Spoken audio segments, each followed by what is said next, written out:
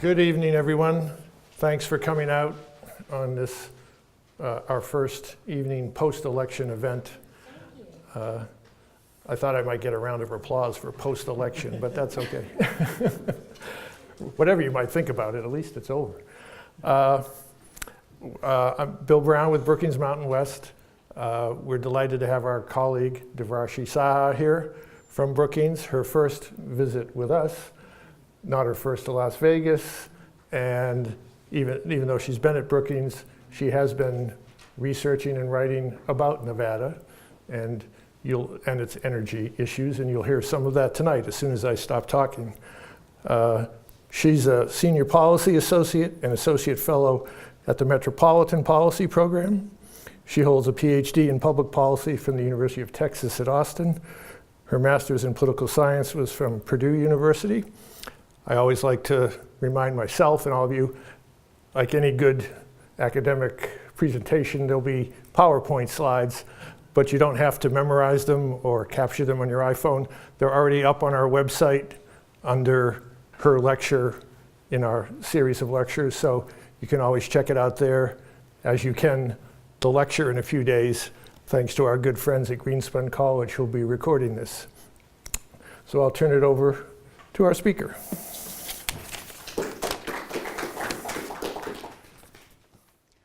Thanks, Bill. Really delighted to be here. Wish it had been under different circumstances, but still, we've got work to do. So I'm an associate fellow at the Brookings Metropolitan Policy Program.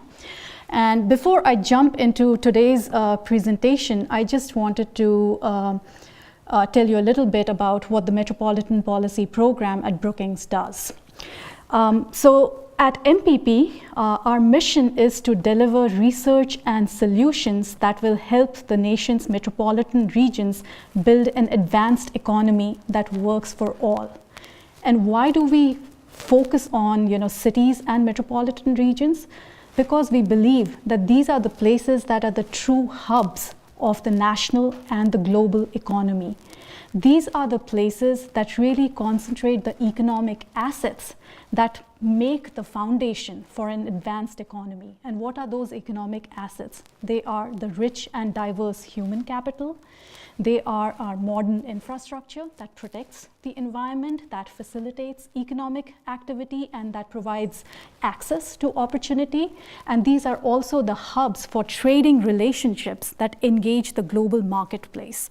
So in my research on climate and energy policy, I bring the metropolitan and state lens to these issues. So today I'm going to talk about an ongoing research that I'm doing with Mark Muro. And this is research on decoupling, meaning the delinking of GDP growth from growth in carbon emissions.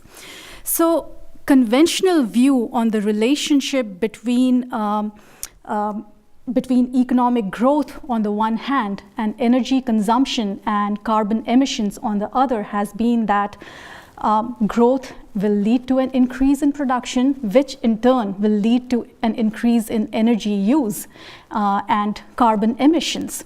So for much of the 20th century, we have seen a very divisive face-off between the growth imperative and the climate imperative. And now, in recent years, more and more data is confirming that it is actually possible to address global climate challenges at the same time preserving economic growth and prosperity. So that's what I'm going to touch on in today's presentation. So this is pretty much the outline. I'm quickly going to go through the global trends and the national trends and dig in more detail into the state trends, because that's where our expertise is. And then I'm going to end my conversation by talking about the road ahead. What does it mean? Where do we go from here? Are we all good? Do we need to do more? Can we do more in a new political reality? So let us first look at the global trend. And one thing that I forgot to mention before, why did we decide to focus on decoupling? It's because we feel that decoupling represents the squaring of the circle necessary to decarbonize the global economy. We all know that deep reductions in carbon emissions are going to be necessary if we are to transition to a low carbon or a zero carbon future, and which is pretty much consistent with our collective vision of holding the world's climate to 2 degrees Celsius or even lower of warming. So let me make it more concrete by giving some data. Global emissions of greenhouse gas emissions have to reduce 40 to 70% from their 2010 levels by 2050 and to zero by the century's end. Okay, so such an accomplishment is pretty much going to entail a fundamental transformation of every sector of our economy and every aspect of our life. So this chart here tells what's been happening at the global level. So in 2014, energy-related CO2 emissions were flat, despite an increase in the global GDP at about 3%. And so for the first time in 40 years, there was a reduction in carbon emission, which was not tied to an economic crisis. So, and then in 2015, the globe repeated the feat. So twice, in 2014 and 2015. So obviously, the global aggregate number masks great diversity in country-level details, but several developed advanced economies, mainly in Europe, have decoupled their GDP growth from growth in carbon emissions. And even China, which is the biggest polluter on this planet, has managed to weaken the link between GDP and emissions growth. And that has been in part due to a massive push into renewable energy and declining coal use because the economy is, a bit slow in China. But again, make no mistake, China is still pumping out huge quantities of CO2 every year. So, World Resources Institute, another think tank based out of DC, in a blog earlier this year, actually looked at about 67 countries, and it found that 21 nations have succeeded in decreasing their emissions while growing their GDP, and they looked at this from 2000 to 2014. So it's a large enough, it's a multiple number of years. So this is basically a positive story of emerging transformation that's happening globally. So let's move to the United States. So we looked at data from 2000 to 2014, actually 2015 at the national level. And we found that the US first decoupled in 2001 when it achieved a modest 2% reduction in carbon emissions while the economy grew at 1%. And that was a recession year. And decoupling happened again in 2006, which was a year of solid growth. And more recently, the nation's emissions and growth have decoupled from 2010 to 2012 and then again in 2015. So what this means is that decoupling is clearly happening more frequently now. So many factors are driving these trends, including the large-scale switch from coal to natural gas that is happening across the country. Second is, changes in the nature and structure of the national economy. And the third is the availability of clean new energy resources. So this graph actually shows how emissions from petroleum and other liquids, which have been the largest source of energy-related CO2 emissions in recent decades, have plateaued from 2004 to 2007. Then they kind of decreased through 2012, and then again increased slightly thereafter. More importantly, since 2008, coal emissions have generally declined, and natural gas emissions have increased since 2008, which is primarily reflecting the natural gas share of electricity generation, largely through displacement of coal-fired generation. This graph actually shows how the share of electricity from different fuel mixes is changing.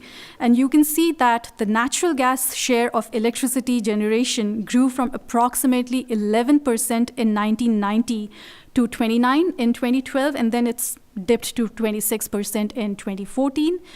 Coal's share of electricity generation has fallen from 54% in 1990 to 40% in 2014, and renewables other than hydropower are providing a growing share of generation in recent years. This graph shows how power sector CO2 reductions have happened in years 2006 to 2014, and this is relative to 2005 generation fuel mix and efficiency. Obviously, increased use of natural gas and the growth in non-carbon generation, including wind and solar, are contributing to the decline in declining emissions from the power sector. Let's now move to the state level, and that's here where I'll spend most of my time. And I think this is an important pivot given what's been happening recently. And I think it's an important reminder for us that states and cities are going to be crucial players in the carbon drama, just because they retain a unique and strong influence over multiple policy levers that can reduce carbon emissions. So for instance, states regulate investor-owned electric utilities. States are the entities which set carbon emission rules and renewable portfolio standards and energy efficiency standards. States also shape land use rules, building codes, and the transportation system. So it is safe to say that any progress at the national level is going to depend hugely on what's happening at the state and the local level. So looking at the period between 2000 and 2014, we found that a total of 33 states, including the District and the District of Columbia, managed to expand their economies while reducing their carbon emissions during that 15-year stretch. So, but this, masks great diversity in the pace and extent of decoupling varies from place to place.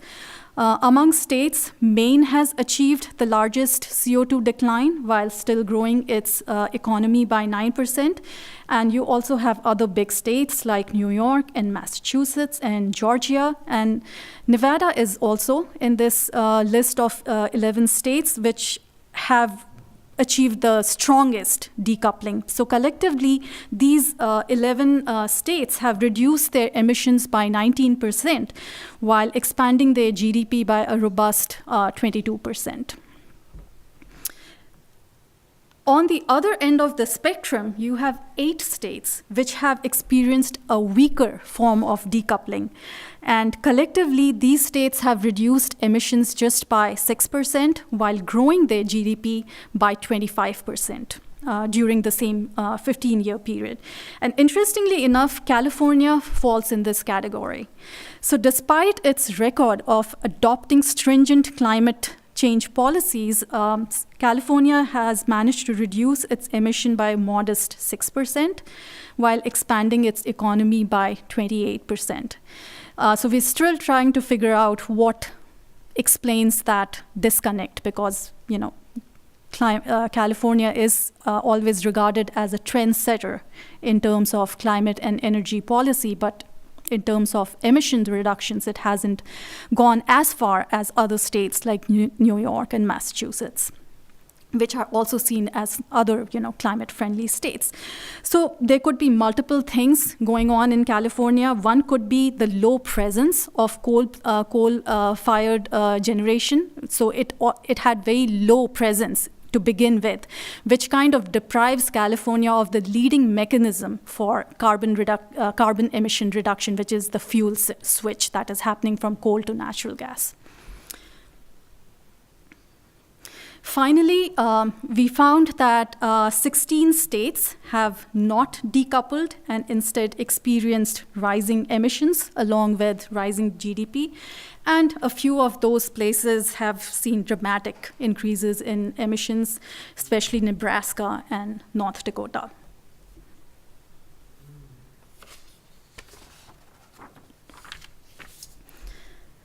I really like this map because it's very revealing.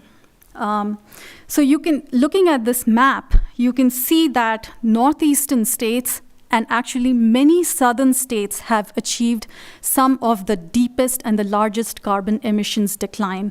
So this map is pretty powerful in that sense in showing the regional disparity. This is just another way to look at the data. This graph depicts change in GDP and CO2 emissions between 2000 and 2014 by region. And you can see that the Northeast states are leading in emissions reduction while the West is lagging. And while not as impressive as the Northeastern states, the Southern states have also reduced emissions by 7%, while growing their economies by almost 30%.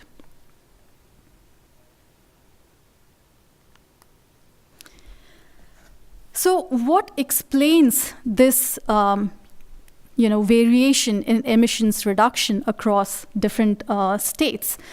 So obviously, what kind of fuel you're using matters a lot. And overall, we found that our data shows a very strong statistical relationship between declining reliance on coal for electricity generation and reduced carbon emissions. So you can see that the northeastern states are the least dependent on coal at 17% in 2014, and the Midwest is far more dependent on dirty coal for generating power than any other region. But irrespective of the regional differences, you can see that there's a secular downward trend in declining coal use for electricity generation. And we expect that's a trend that is going to continue.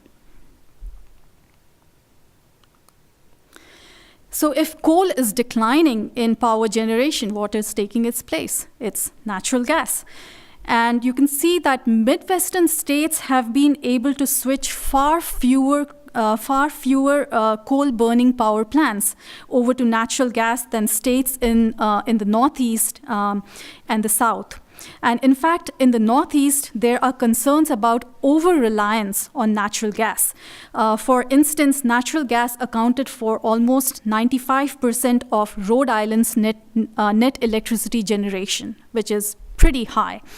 In other states like Massachusetts, it's 60%, not as high as Rhode Island, but still pretty high, that it's leading to concerns about over-reliance on a single fuel. And one interesting thing that came up is the role of nuclear.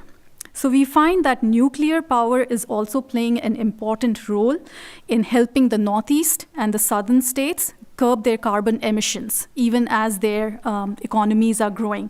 So at the national level, nuclear's share of electricity generation has been pretty steady. It's pretty much the same in 2014 as it was in 2000. But this also masks regional variation. The Northeast has actually increased its share, while the West has seen a decline, as you can see. So currently in the West, only California, Arizona, and Washington have nuclear energy. And even in California, there's strong environmental opposition to nuclear, and California is also sort of set to retire its nuclear power plants. Nuclear's share has actually gone up in a few northeast states like New York and Massachusetts, and in many of the southern states like Maryland, Georgia, and Tennessee. And the fact that 4 new nuclear reactors are now under construction in Georgia and South Carolina, and 1 due to resume commercial operations soon in Tennessee, shows that many of these southern states are going to maintain their carbon emission reduction because they are going to have access to zero carbon fuel source. What about wind and solar growth on emissions? And we found that wind and solar have yet to register a broad impact on decoupling. And in fact, we did not find any strong relationship between state carbon emission reductions and change in solar and wind's share of power generation in those states, which was a little surprising, not so much surprising for solar because solar still accounts for a very large share of net electricity generation in the states that it is in play. But we were definitely surprised about wind because if you look at places like Idaho, North Dakota, South Dakota, Iowa, these are places where wind is a very strong player. And actually, in Iowa in 2014, about 30% of the net electricity generation came from wind, which is huge, 30%. The numbers for South Dakota, they're 21% wind. North Dakota, 17%.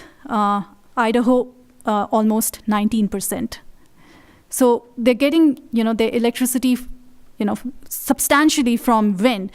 And yet, these are the states where carbon emissions have been increasing over the long period between 2000 to 2014 and over the short run between 2008 to 2014. And wind and solar development has really taken off since 2008. But again, these are the states where you're seeing solar and wind development, but also increasing carbon emissions. So, lot of things that could be happening there, that the positive impact of wind and solar is being undercut by other factors. But I think it would be safe to say that going forward, wind and solar will likely contribute to decoupling and decarbonization in these places. So that is sort of, sharing of the data.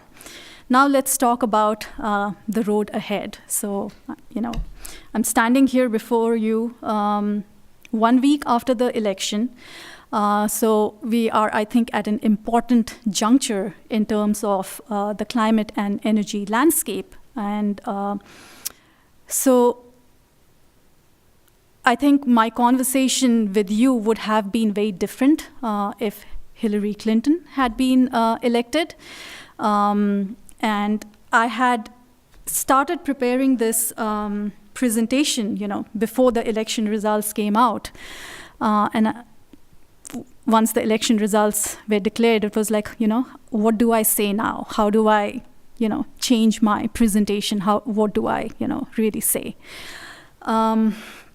So this is a graph that I have borrowed from PricewaterhouseCoopers. They did an analysis which came out, I think, in early 2016. And it's pretty powerful. So there are 3 things to look at in this graph. And it really shows how much of a gap there is between where we are now and where we need to be if we are to, transition to a zero carbon economy. And I'm not talking about just the Paris Agreement, which itself many people don't consider as aggressive. So on average, carbon intensity has fallen by 1.3% each year since 2000. So that is business as usual trend, what has been happening. So that is 1.3%.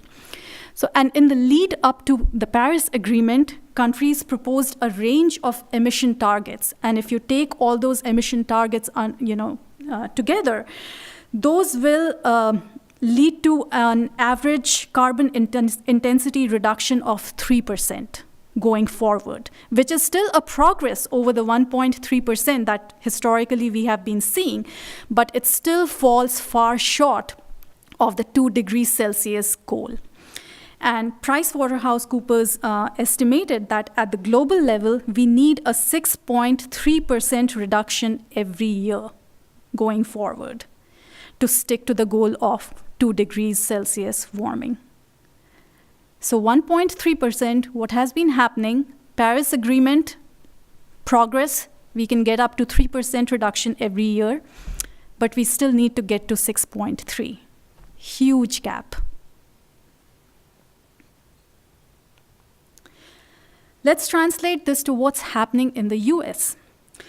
So we calculated that for its part, the United States will need to decarbonize its economy by 4.3% a year from now till 2030. Okay, so that's the orange line there.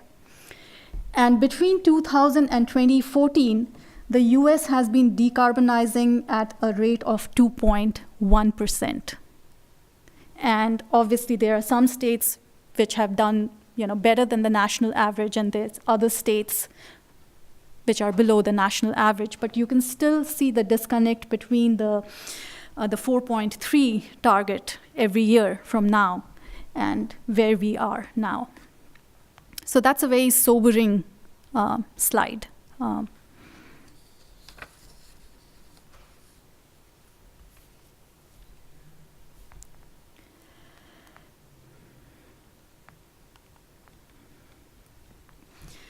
So typically, I'm really thinking about what to say now, sort of, the road ahead. And I had started preparing this slide before the election, and this is what I would have said, that, we have gained a lot of momentum on energy and climate, especially given the Paris Agreement. We have had a lot of progress under the Obama administration, and we need to ramp up now because we still fall far short of where we need to be. And I was going to say that we really need to commit to forward-looking policies that encourage low-carbon solutions. I was going to say that we need to implement the Clean Power Plan that Obama administration has started. We need to invest in new nuclear energy. And right now, nuclear technology is not competitive with other fossil fuel energy, and we really need to figure out how to make nuclear competitive. We need to accelerate the development and deployment of renewable energy. So probably all these things would have been possible under Hillary administration. And then I was going to say that we need to embrace an innovation-based clean energy agenda, because the technologies that we have right now, they are good. They are a start. They are, we have made a lot of progress, especially wind and solar. Costs have fallen. They have become competitive in many markets with coal. But still, the technologies that we have currently they are not going to be enough to take us to the finish line, and that's where we need to actually double down on research and development investment, and we need to expand basic and applied research. Basically, we need to intervene at every point of the innovation spectrum, from basic research to advanced research to funding demonstration projects, to making sure that we are taking technologies out of the lab and scaling it in the marketplace.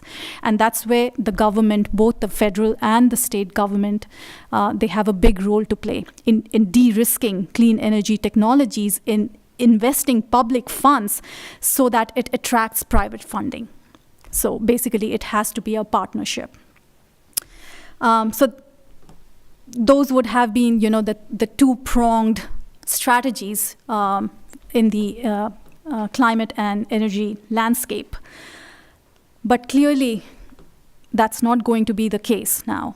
We are in a new political reality, and from all indication, it seems like that there's going to be a pullback at the federal government level from the administration and probably even from the legislative branch, given that we have pretty much Republican control.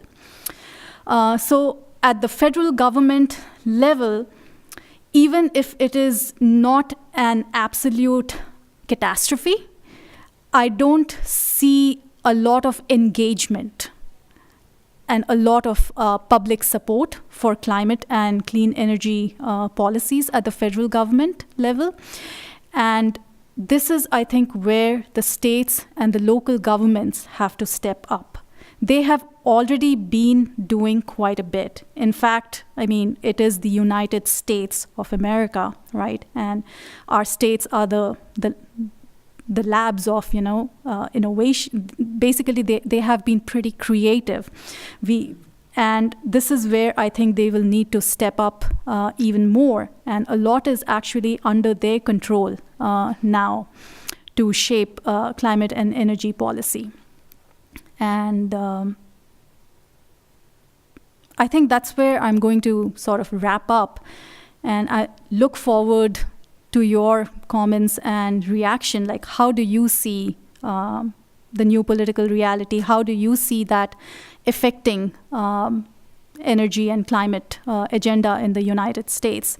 And how do you see things evolving from here?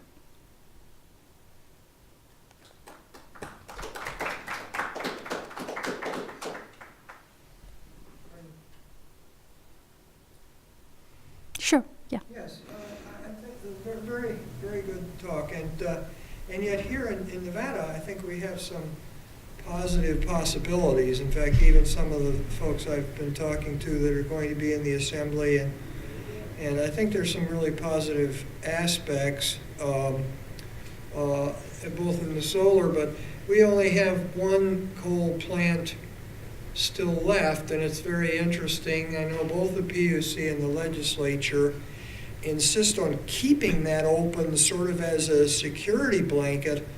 My son lives in Ohio, and they're doing the same thing. They really don't want to zero out coal for some reason. I guess security blanket, diversity feeling. Mm-hmm. In fact, Ohio's relying on Pennsylvania to keep open its plant. There are several, actually there are utilities, Rocky Mountain is sort of doing that too, with Wyoming keeping coal open. Is that a trend? I guess there's really a resistance, I guess I would say, to going to the actual zero. Something like coal. Actually, in some states, probably yes, that there is a deep reluctance in completely disassociating from coal because of variety of reasons, right? It supports an industry there. So there's some economic realities to not completely wanting, to get rid of coal.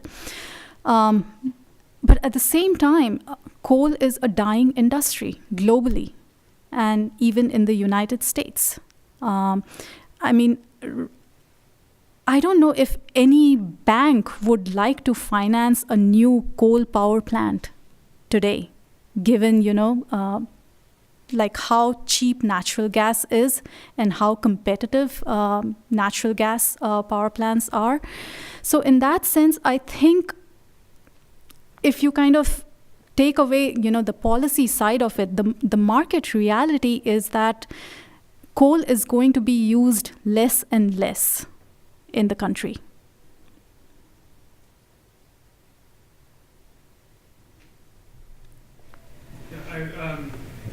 I was interested in how the focus on decoupling was primarily decoupling energy sources from growth.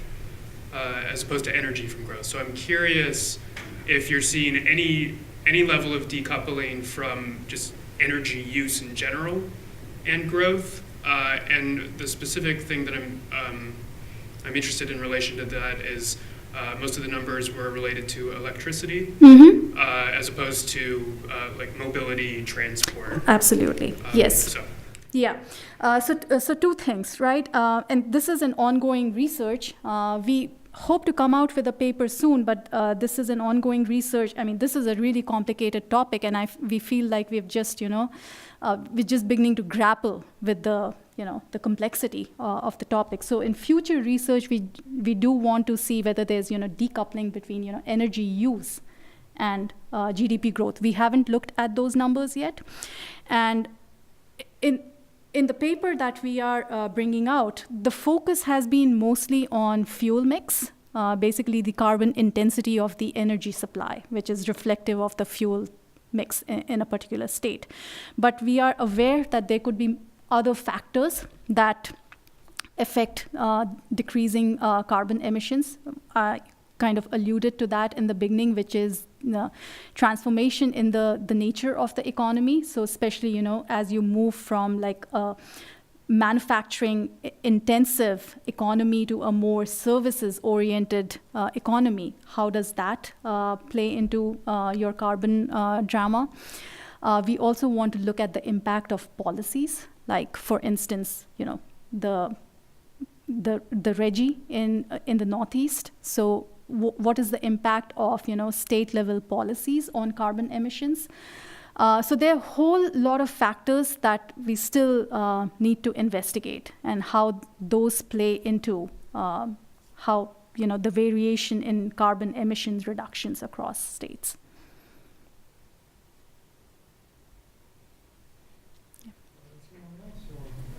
I had a second idea.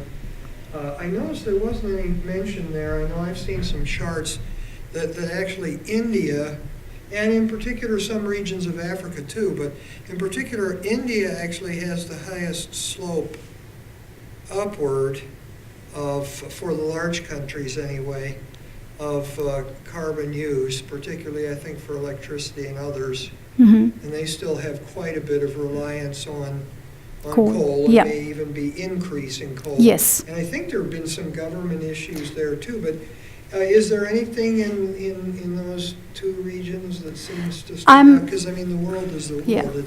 It will affect everything. I'm not very familiar with what's happening in Africa, but can certainly speak a little bit to what's happening in India. Definitely, the Modi government, Prime Minister Modi, has made a huge commitment to increasing the use of coal. So that's like a policy commitment that he has made. At the same time, he is also investing hugely in solar. So there are two things going on in India, but definitely the mentality in India is that we first need to get people out of poverty, and we are not going to do that without cheap fossil fuel and how they can power the economy. Renewable energy is still expensive, or considered expensive, even though more and more data is beginning to show that that is not the case. But in many speeches and other public statements, he has clearly reaffirmed his commitment to coal. So we can see that carbon emissions in India pretty much are going to keep going up. What's the cost differential between, say, wind and coal-generated electricity? How big a gap is it, and how likely is it that the market itself will make an adjustment against carbon? Also, just in the same spirit, what's the carbon trade-off between natural gas and coal? So as natural gas substitutes for coal, to what extent is carbon emission really affected? Natural gas is also a fossil fuel, right? So it's basically, you're still getting carbon emissions associated with natural gas use, but not to the same level and extent as coal use. So there's definitely less carbon. Natural gas is less polluting compared to coal. Yes. And what about the cost differential? So the two things to consider. Right now, both wind and solar are subsidized because we still have a lot of federal and as well as state level subsidies. I'm not sure of the exact numbers, but with federal subsidies, I think the levelized cost of electricity for wind is pretty much close to coal now. But that's with subsidy. But if you take away the subsidy, the gap becomes a little bigger, but the gap is more for solar. Solar is still not at cost parity with coal, even with subsidy. And if you take out subsidy, the gap becomes even huge. But wind, I think, has made much more progress than solar in terms of sort of shifting towards where coal is in terms of cost. Are there any subsidies in coal? Oh, yes, there are. I imagine so. Yes, there are. And I don't think, at least I haven't seen any analysis which, takes away the subsidy from coal and takes away the subsidy from, wind or solar and, compares it. But, there's subsidies at so many different levels that can go into an industry that sometimes it becomes difficult to sort of disentangle and track, like how it is really sort of affecting the bottom line, really. Hi, I just wanted to get your take on some of the specific trends within solar and nuclear. So for solar, do you see more solar thermal versus photovoltaic? Do you see roofing being more the trend for the future? And then with the nuclear stuff, I know that you'd mentioned 4 plants are in construction, but that's like old generation. So are there any permits being applied for right now that are using the newer generation stuff like molten salt reactors or anything like that? No. No, on that, I'm not sure of the nuclear answer, but I'm going to assume that with some technology improvement, even in nuclear energy, the new nuclear reactors, they're not power plants, but just individual reactors. So the 4 new nuclear reactors in Georgia and South Carolina, they are probably going to be a little more advanced in terms of technology development compared to older nuclear power plants, but they are still not as cost competitive compared to other fuel sources. And your other question was, sorry, can you repeat that? Solar. So did you think Yes. it was solar thermal versus photovoltaic, roofing, stuff like that? Solar PV has really taken off.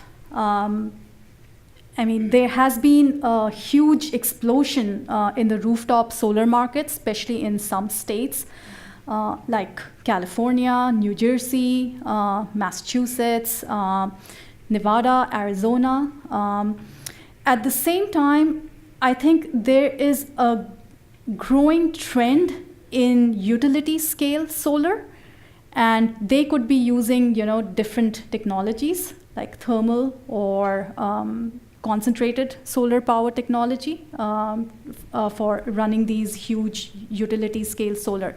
So I think right now in terms of installed capacity, just because utility scale solar tend to be sort of huge in terms of installed capacity, I think utility scaled solar outpaces rooftop solar. But again, there has been a huge phenomenal growth in the rooftop solar market. If I could follow up just one more. So does environmental regulation hinder one form of solar versus the other? That's a good question. I don't know. We have a lot of issues here. The answer is, I think that's really yes. I mean, there are some serious regulatory issues about Mhm. the solar, particularly rooftop. Mm-hmm. Well, I'm thinking more like zapping birds. Is that? Yeah, I think his yeah, I'm not sure, like in terms of regulations favoring one rooftop solar versus utility scale solar. Obviously, rooftop solar has run into a lot of opposition in many states, as you know, over the whole issue about net metering and how do you integrate rooftop solar customers into your electricity grid. So from that vantage point, yes, rooftop solar is actually running into a lot of regulatory hurdles. But are there any other specific regulatory challenges that favor one over the other? I'm not sure of that exact answer, yeah. On his statement too, I know the data I've seen, the natural gas is more than less than half the CO2 emissions per kilowatt hour, and coal has nitric acid, sulfuric acid, slag, other issues also wrapped in, anyway. Yeah, and which is actually, the scary part, that so much of the carbon emission reduction is happening to a one-time opportunity of, switching from coal to natural gas. Natural gas is, again, it is supposed to be a bridge fuel, right? It's not a zero carbon source. So that's actually a pretty worrying trend. When you mentioned that, you said that the states that had the winds that were really rising with the wind energy, but they didn't see a large decrease in their carbon. And you said we can attribute it to other things going on. Are there studies that can give us some of those, maybe what's going on there, why they haven't decreased anymore? I'm not aware of studies that have sort of dived into these states and looked at the connection between increase in renewable sourcing for electricity generation, but not seeing similar sort of decline in carbon emissions. But there could, as I said, there could be a whole lot of other factors. I mean, depends on what's the industry, how are the state economies in those places? Are they heavily energy intensive? Are they sort of relying on dirty manufacturing facilities? So there's all sort of other factors that could be playing into that. I don't want to cut us off for a last question for anybody. Just a comment. Your question about nuclear. I used to work at the Yucca Nuclear Waste Program until about a decade ago, and kind of occasionally got involved in just other aspects of nuclear. But when I was retiring, I know that they were beginning to look at research on smaller reactors, because there's so much cost involved and issues involved with larger reactors. So the idea was to, and it may be going on, I don't know, smaller reactors that would actually consume the waste. Mm-hmm. The big issue right now is the waste. And trying to, there's, 100,000 metric tons that are accumulating at power plants. Mm-hmm. So I think that if they get beyond that, I think you may see more nuclear. Actually, the DOE's ARPA-E, the advanced research, I forget, but which was sort of modeled on DARPA. So ARPA-E, I know, has is sort of investigating into sort of new breakthrough nuclear technologies, especially smaller modular designs. And that goes back to my point that you really need government involvement in these kind of advanced and basic research, because the private sector is not going to be willing to fund these kind of research, and take them to the market. Well, there were some smaller reactors, I think, that were called the pebble reactors and so on, that are fail-safe.